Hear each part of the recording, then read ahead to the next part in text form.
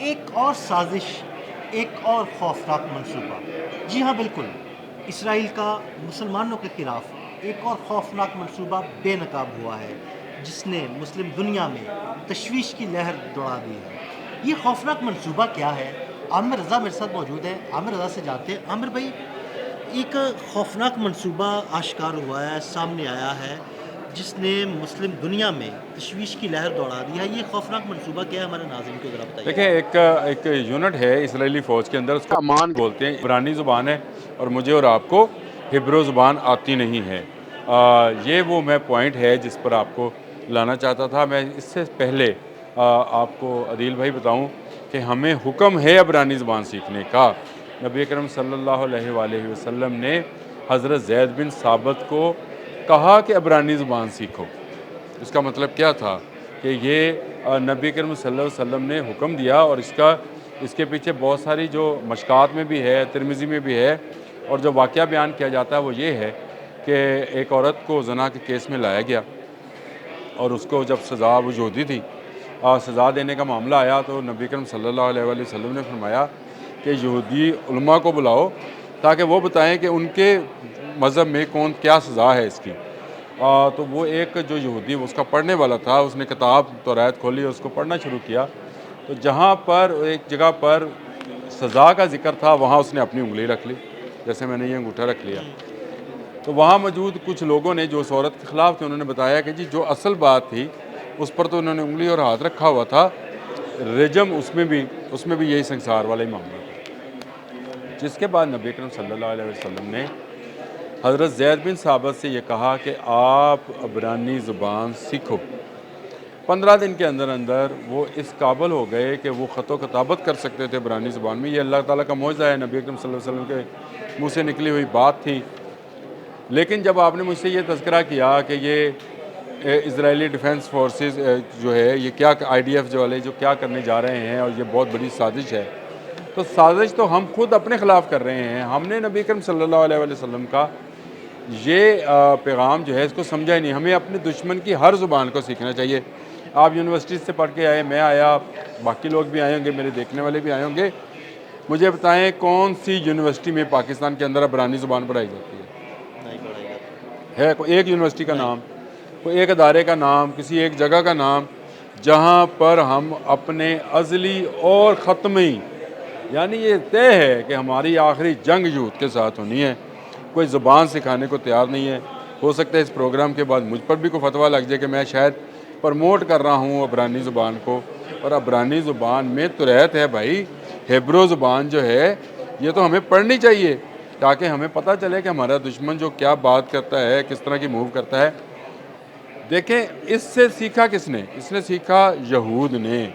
اور عدیل صاحب میں آپ کو بتاؤں تو آپ حیران رہ جائیں گے، جب میں یہ ساری ڈیٹیل پڑھ رہا تھا تو مجھے بڑی حیرانگی ہوئی، اور یہ تھی کہ یہ تعلم نام کا پروگرام ہے جس میں عرب کلچر سکھایا جاتا ہے، یعنی ایک یہودی بچے کو بین لارنس بن عربیہ بنایا جاتا ہے، اس کو اس کا کلچر، اس کا رہن سہن، حتیٰ کہ وہ جو نشہ کرتے ہیں وہاں کے کچھ دیہاتی، ایک اس بوٹی کا نام ہے، میں نے لکھ لیا تھا، میں نے کہا میں بھول نہ جاؤں، کات نام ہے، وہ نشہ بھی ان کو کرایا جاتا ہے تاکہ وہ نشے میں بہک کر جو ہے اپنی اصل حد و حال میں واپس نہ آ جائیں۔ یہاں تک بات ختم نہیں ہوتی ہے، وہ اپنے تمام بچوں کے لیے عربی کو لازمی قرار دے چکے ہیں۔ ان کی جو ہیبرو یونیورسٹی ہے یروشلم کے اندر، اچھا یہ بڑی دلچسپ چیز ہے، اگر آپ اس کو سمجھنا چاہیں تو اس طرح سے سمجھیں کہ ہر یونیورسٹی نئے پروگرام کے ساتھ ہے، اور یہ نہیں ہے کہ ایک یونیورسٹی ہے اور اسی میں سارے پروگرامز چل رہے ہیں، نہیں، انہوں نے عرب کے لیے الگ، ایران کے لیے الگ، پاکستان کے لیے الگ، باقی ممالک کے لیے الگ الگ یونیورسٹیز میں الگ الگ پروگرامز رکھے ہیں، اور ان میں PhD تک کروا رہے ہیں، صحیح اور قرآنک سٹڈیز بھی اس میں شامل ہے۔ ہم قرآن کو عربی میں پڑھتے ہیں، سمجھنے میں اس میں آتی کچھ نہیں ہے، ہم اس کو رٹا رٹایا جو مولوی صاحب نے پڑھا دیا وہ پڑھتے ہیں، جو حافظ ہیں ہم سے ذرا پوچھیں جو آپ نے سورت پڑھی ہے اس کا ترجمہ کیا ہے، تفسیر کیا ہے، ان کو نہیں پتہ، لیکن یہودی پڑھا رہے ہیں۔ آپ یہ ذرا دیکھیں یروشلم میں ہیبرو یونیورسٹی کے اندر جو پڑھائے جاتے ہیں مضامین، ان میں کلاسیکل اسلامی ادب ہے، عثمانی دور ہے ترکوں کا، اور جدید اسلامی طریقے ہیں۔ عربی، فارسی اور ترکی جو ہے بارلان یونیورسٹی میں پڑھائے جاتے ہیں، یہ ان کی کوئی یونیورسٹی ہے۔ پھر بن گورکان یونیورسٹی ہے جہاں پر مشرق وسطیٰ اور اسلامی افریقہ کو پڑھایا جاتا ہے۔ اس کے بعد ان میں حیفا یونیورسٹی ہے جہاں پر اسلامی ثقافت، جدید اسلامی سیاست، عرب معاشرہ پڑھایا جاتا ہے۔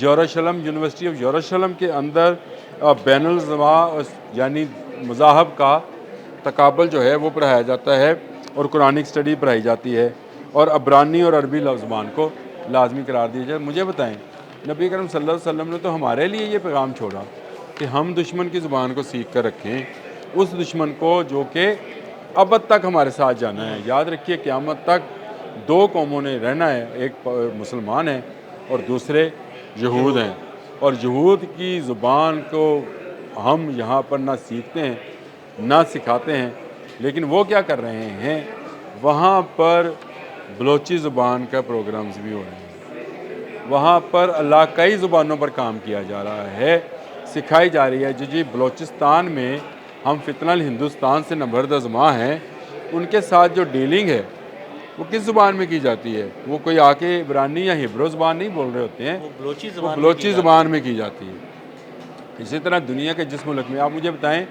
وہاں اردو کے 30 سے زیادہ پروگرام ہیں، اردو کا رہن سہن، اردو کے بول چال، اردو کے لوگوں کا، یہاں کے لوگوں کا، پنجابیوں کا اردو ایکسنٹ اور سندھیوں کا اردو ایکسنٹ، یہاں تک کام کیا جا رہا ہے۔ اور یہاں پر ہمیں آج تک، مجھے آج اپنی ریسرچ تک، کل سے یہ بات چل رہی تھی آپ کی میرے درمیان، ایک یونیورسٹی میں کوئی ایک پروگرام، کوئی ایک معلم، کوئی ایک تعلیم کا استاد ایسا نہیں ملا جس کو ہیبرو زبان آتی ہے۔ اچھا عامر بھائی، اس ساری صورتحال کا بڑا سادہ سا مطلب یہ ہے کہ وہاں پر ایک یہودی کو یا یہودی فوج میں موجود جتنے فوجی ہیں ان کو عربی زبان سکھا کر، ان کو عربی کلچر سکھا کر مستقبل میں ایک جاسوس کے طور پر بھی پلانٹ کیا جا سکتا ہے ان ملکوں میں۔ اچھا، کیا جا سکتا ہے؟ عدیل صاحب آپ تو بڑے، تو آپ کے خیال میں ان کو اردو اس لیے پڑھائی جا رہی ہے کہ وہ مہدی حسن کی غزلیں سنائیں گے؟ ان کو عربی اس لیے پڑھائی جاتی ہے کہ وہ جو بڑی مشہور گائکہ تھی مصر کی، اور پتہ نہیں کیا لیلا کر کے نام تھا ان کا، اس کے گانے گائیں گے؟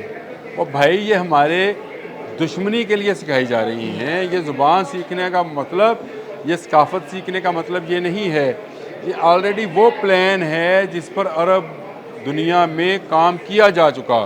کون وہاں پر کون سی خاتون اور کون سا مرد یہودی ہے اور مسلمان کے لبادے میں ہے، کسی کو کچھ پتہ نہیں ہے۔ یہی حال ہے، کیونکہ وہ تو ان کا آپس میں رہن سہن ایک جیسا بھی تقریباً ہے اور آپس میں انٹریکٹ بھی کرتے ہیں، لیکن یہ پاکستان جیسا ملک جو ان کے لیے بہت اس وقت سب سے بڑا دشمن ہے، اس کے بعد فارسی بولنے والے ایرانی ہیں، پھر ترک بولنے والے ترکی ہیں۔ نہیں مطلب پاکستان کی تو ساتھ یہاں دیکھیں تو ان کو اگر بلوچی زبان سکھائی جائے گی تو بلوچی اور جو سکھائی جا رہی ہے یہاں پر بلوچی زبان سکھا کر پلانٹ کرنا اپنے جاسوس کو، تاکہ وہ ایران پہ بھی نظر رکھ سکے کیے اور ہوئے ہیں۔ پاکستان پہ میں بھی تو آپ سے یہ کہہ رہا ہوں کیوں ہیں، بالکل۔ دیکھیں ہمیں اپنی ہسٹری کو بھی دیکھنا چاہیے نا۔ آپ مجھے بتائیں، یہ لارنس روڈ جو ہے لاہور کا، یہ کس کے نام پر ہے؟ لارنس آف عربیہ کے نام پہ ہے۔ اور پورے عرب میں عثمانی ترکوں کی سلطنت کو ختم کرنے میں سب سے زیادہ کام کس نے کیا تھا؟ لارنس آف عربیہ نے، ایک یہودی تھا۔ اور مجھے بتائیں، صلاح الدین ایوبی کو جو خواب آیا تھا وہ کس کے متعلق آیا تھا؟ کہ کوئی روزے کے اوپر، روزہ رسول کے اوپر خدائی کا کام کر رہا ہے، وہ کون تھے؟ یہودی تھے۔ تو ہماری جڑوں کے اندر ہسٹری کو اگر آپ کھنگالیں گے تو یہودی ہمیشہ سے اپنی تیاری میں رہتا ہے کہ کیسے مسلمان کو نقصان پہنچانا ہے۔ ہم خواب غفلت میں سوئے پڑے ہیں، ہمیں پتہ نہیں ہے کہ کب جو ہے جو یہودی جو بولتے ہیں، جو لکھتے ہیں، جو کھاتے ہیں، جو پیتے ہیں، اس کو ہم نے اپنے بچوں پر ایک طرح سے حرام کیے رکھا ہے۔ ہم بالکل اسرائیلی اسٹیٹ کو نہیں مانتے ہیں، لیکن یہ تو ہم سب مانتے ہیں کہ آخری جنگ جو ہے ہماری دجال اور یہود کے ساتھ ہوگی، یہود دجال کے ساتھ ہوں گے، اور مسلمان جو ہیں وہ حضرت امام مہدی اور حضرت عیسیٰ علیہ السلام کے ساتھ مل کر ان کا خاتمہ کریں گے۔ جب ہمیں پتہ ہے کہ ہمارا آخری دشمن یہ ہے تو ہمیں کون سی زبان سیکھنی چاہیے؟ چلیں سیکھنی چاہیے، ہمارا پرانی سیکھنی چاہیے۔ امیجیٹ دشمن جو بھارت ہے، ہمیں تو ہندی بھی سیکھنی چاہیے۔ لیکن مجھے بتائیں پاکستان کے اندر کوئی ادارہ جو ہے وہ یہ زبان نہیں سکھا رہا، ہیبرو نہیں سکھا رہا، لیکن وہاں پر کتنا کام ہو رہا ہے۔ میں نے آپ کو یونیورسٹیز کے نام بتائے، پروگرامز بتائے، میں نے آپ کو بتایا کہ وہ پوری تیاری میں ہیں اور پوری تیاری سے وہ مسلمانوں کے اندر اپنے جاسوس بھیج رہے ہیں۔ یہ وہ پلان ہے جو کئی سو سال سے وہ مسلسل کر رہے ہیں اور کئی سو سال سے خم خواب غفلت میں سوئے پڑے ہیں، اور یہی وجہ ہے کہ یہودی آٹے میں نمک برابر ہیں، لیکن اس سارے آٹے کا کیا فائدہ جس میں ذائقہ صرف نمک کا آ رہا ہے۔ ہم سب کو جاگنا چاہیے اور یہود کے خلاف ایک ہو کر کوئی حکمت عملی بنانی چاہیے، اور ان کی زبان اور ان کی ثقافت سے ہمیں ضرور جانکاری ہونی چاہیے، ہمیں ضرور معلومات ہونی چاہیے تاکہ ہم کسی کے فریب میں نہ آئیں۔ بالکل ٹھیک ہے، بہت شکریہ عامر بھائی جی۔ بالکل یہود کے اس سازش کے بارے میں عامر رضا نے بڑی تفصیل کے ساتھ آپ کو بتایا۔ عدیل احمد اور عامر رضا کو اجازت دیجیے گا، اللہ حافظ۔